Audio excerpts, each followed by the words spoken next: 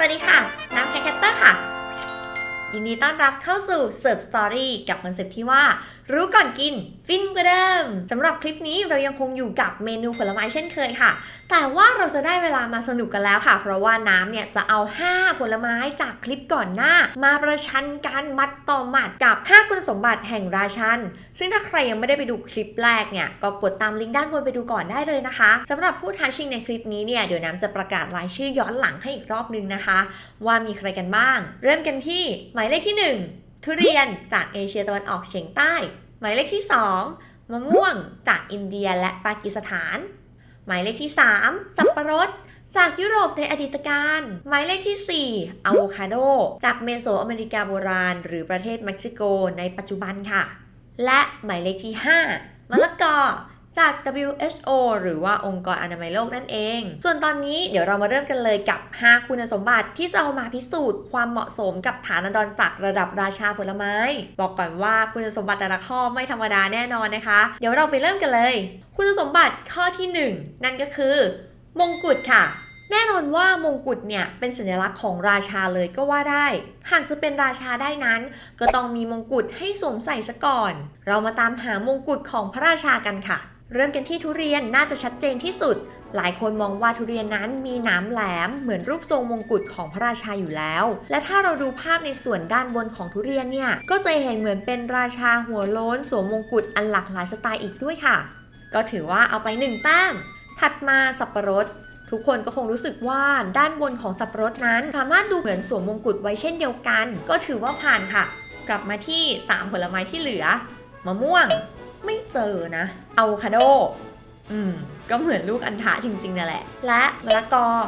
ก็ไม่มีถือว่าทั้ง3ชนิดไม่ผ่านคุณสมบัติในข้อนี้ค่ะ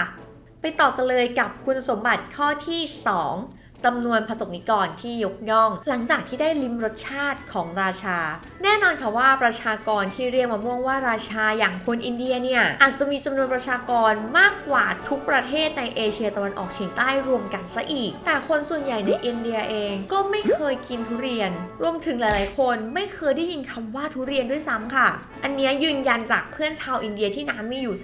3-4 คนเลยนะในขณะที่แทบทุกคนในเอเชียตะวันออกเฉียงใต้เนี่ยเคยกินมะม่วงกันเป็นประจำแต่กลับไม่เคยยกให้มะม่วงเป็นราชาเลยแถมเพื่อนน้ำคนหนึ่งที่เป็นคนอินเดียและเคยกินทุเรียนเขาพูดไว้ด้วยค่ะว่าแต่ก่อนเขาก็คิดว่ามะม่วงเป็นราชานะแต่ว่าตอนที่เขาได้เดินทางมาท่องเที่ยวที่ประเทศไทยครั้งหนึ่งเนี่ยเขามีโอกาสได้ชิมทุเรียนแล้วเขาก็ชอบมากซึ่งหลังจากนั้นเขาก็เลยได้ตกอยู่ภายใต้การปกครองของทุเรียนเป็นที่เรียบร้อยค่ะถัดมาในส่วนของสับปะรดถึงแม้ว่าจะเคยมีอดีตอันยิ่งใหญ่แต่ในปัจจุบันก็ต้องบอกว่า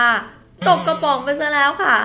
ส่วนอะโวคาโดเองนั้นหลังจากจักรวรรดิแอสเท็กล่มสลายความศรัทธาในผลไม้ศักดิ์สิทธิ์สายพันธุ์นี้ก็เหมือนจะสาบสูญไปด้วยเช่นกันรวมถึงจากที่น้ำได้ไปลองสอบถามเพื่อนจากโซนอเมริกาใต้นั้นเขาก็บอกมาว่าเขาไม่เคยได้ยินว่ามีราชาผลไม้ด้วยซ้ำค่ะปิดท้ายด้วยมะละกอที่อาจจะถูกยกย่องนับถือจากสรรพคุณและความดีงามในกลุ่มของคนรักสุขภาพแต่ก็ไม่น่าจะสู้ความนิยมใน2ราชาทีมทุเรียนกับทีมมะม่วงได้เอาเป็นว่าคุณสมบัติข้อนี้น้ำยกให้มะม่วงกับทุเรียนเสมอกันไปค่ะคุณสมบัติข้อที่3ราชาต้องมีความน่าเกรงขามเพียงแค่ได้พบเห็น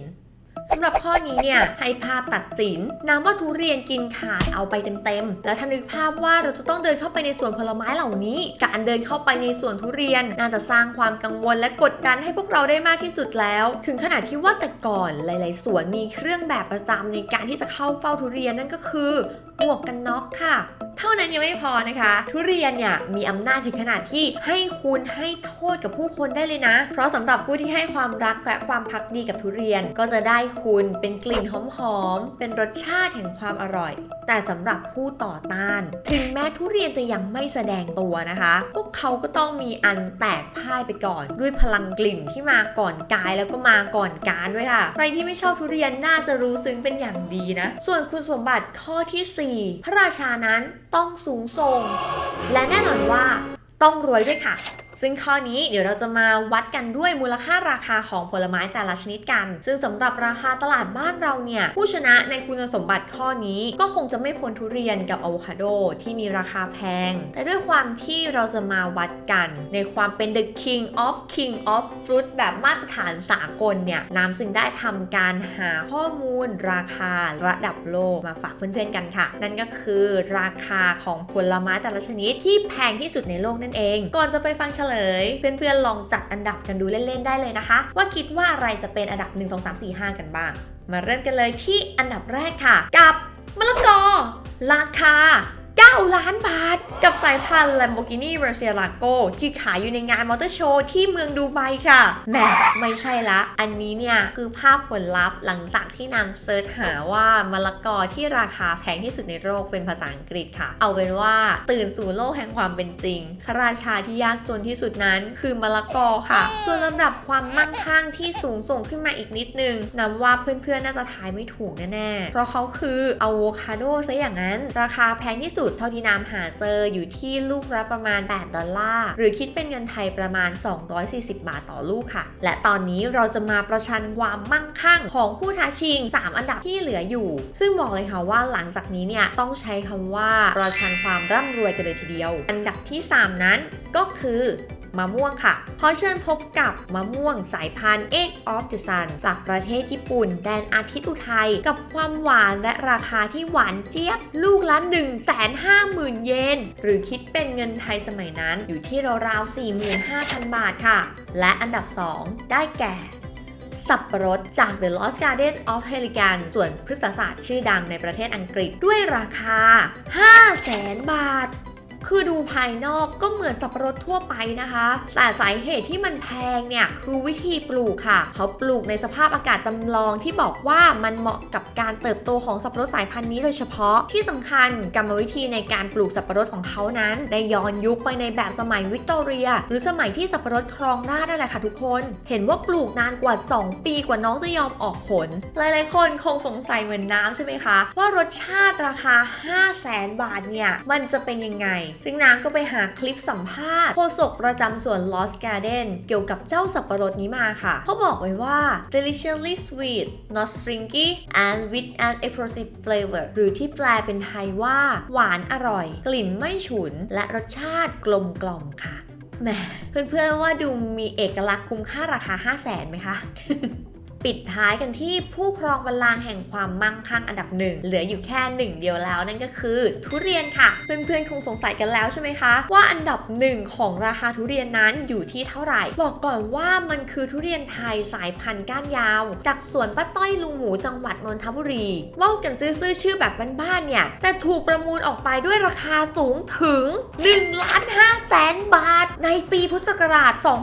2562 ที่ผ่านมานี่เองค่ะซึ่งทุเรียนลูกนี้ถูกประมูลไปโดยนายทวีศักดิ์สุทินกับดร.ชัยวัฒน์จำนงการและท้ายสุดรายได้นั้นก็ได้ถูกมอบให้เป็นการกุศลแก่สถานสงเคราะห์ต่างๆในจังหวัดนนทบุรีไปค่ะและนี่ก็คือหน้าตาของทุเรียนลูกดังกล่าวนะคะต้องบอกว่าตอนนั้นเนี่ยก็มีข่าวโด่งดังไปทั่วโลกอยู่นะและมาถึงคุณสมบัติข้อสุดท้ายแล้วค่ะพระราชาต้องทรงพลังในข้อนี้น้ำจะมาให้ข้อมูลเชิงโภชนาการกับเพื่อนๆกันค่ะว่าในผลไม้แต่ละชนิดที่น้ำหนัก100 กรัมเนี่ยใครให้พลังงานเท่าไหร่กันบ้างแต่ใครที่ไดเอทอยู่อาจจะต้องไปนับถือราชาที่ไม่ทรงพลังสักเท่าไหร่นะคะอันดับที่1งานนี้เป็นของอะโวคาโดค่ะยังคงทรงพลังสุดๆให้พลังงานถึง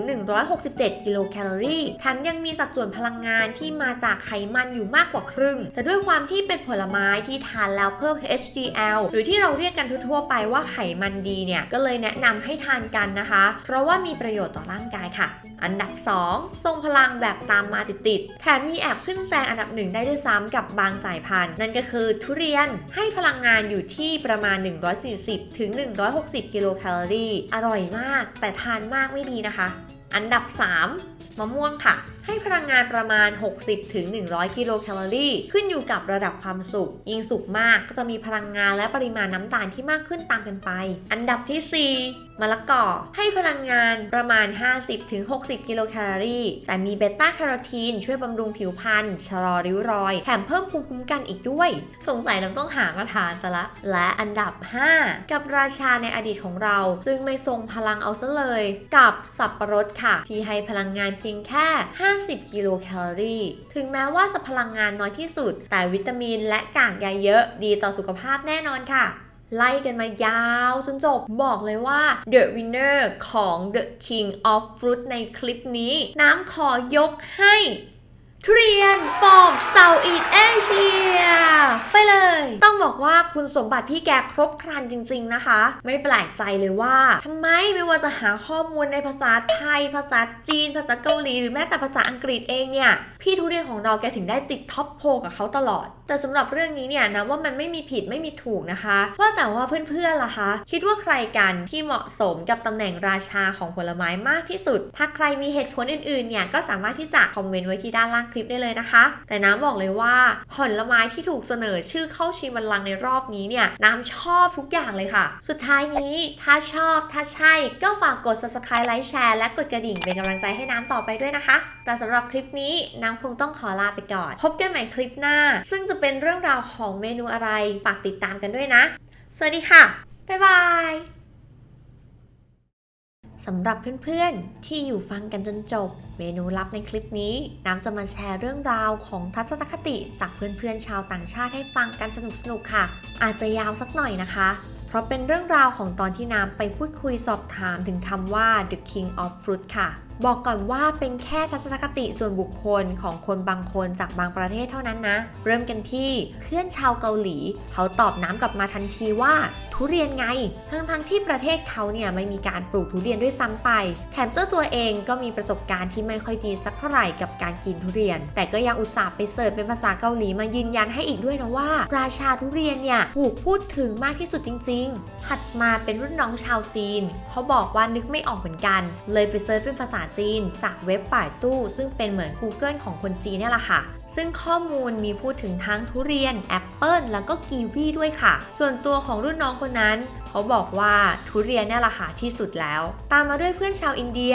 ที่ไม่รู้ทำไมนะมีหลายคนมากก็ให้ข้อมูลเรื่องมะม่วงมาอย่างที่กล่าวถึงกันไปในเนื้อหาคลิปทั้ง2พาร์ทแต่ที่น้ำยังแปลกใจคือมีถึง2คนค่ะที่ไม่เคยได้ยินคำว่าทุเรียนมาก่อนแล้วรู้สึกว่ามันดูประหลาดมากๆตอนที่น้ำส่งรูปทุเรียนไปให้เขาดูเช่นเดียวกับสาวใหญ่วัย40ชาวบราซิลที่บอกมาว่าไม่เคยได้ยินคำว่าทุเรียนมาก่อนเหมือนกันรวมถึงคำว่าราชาผลไม้ด้วยแต่พอไปลองถามชายชาวโตเบโกอีกหนึ่งประเทศแถบอเมริกาใต้เขากลับตอบน้ำมาเลยค่ะว่าราชาผลไม้ก็ทุเรียนไงเพื่อนบ้านเขาก็ปลูกอยู่ด้วยนะ